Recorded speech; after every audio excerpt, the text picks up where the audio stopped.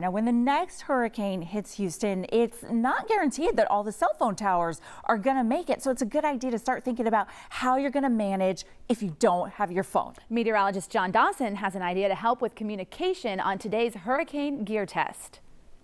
I know many of us have played with walkie-talkies as kids, so I want to start by saying these are not toys. The X-Talker T290 are reliable communication devices with long range and clarity. They are GMRS two-way radios, which give them a certain set of channels to operate on. And so you'll need to be able to talk with someone else who has a GMRS radio, which is why they're normally sold in pairs. Now, I had surprisingly good success with testing them in the city. I was really impressed with the range between 1 and 2 miles. Now, in the rural areas, I would expect the range to increase even more. So the idea would be that you would give these out before a storm makes its landfall to those around you who you want to keep in contact with, like maybe nearby family or neighbors, or perhaps you're part of a storm response team.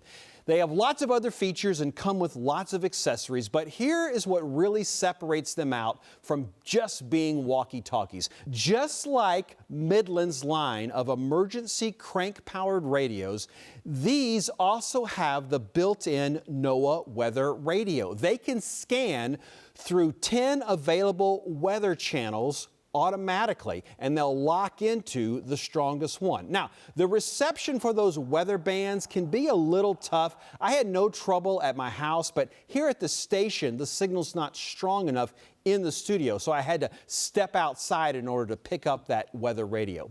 These two-way radios do have one major problem. As I mentioned before, they're classified as GMRS radios, and the Federal Communications Commission, the FCC, requires a license to operate most of the available channels.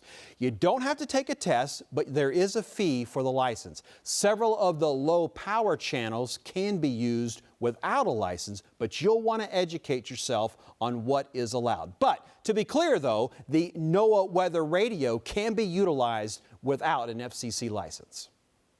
This is one of those items I think most folks really don't need in their hurricane kits. So I rate the X-Talker T290 low with a Cat 1 out of 5 on my hurricane kit priority scale. The weather radio is great, but you really only need these for walkie-talkies if you will use them year-round with other outdoor activities. Their list price is $89.99. Check out my complete review with more information on that FCC license on my Facebook page, @John Dawson, Fox 26.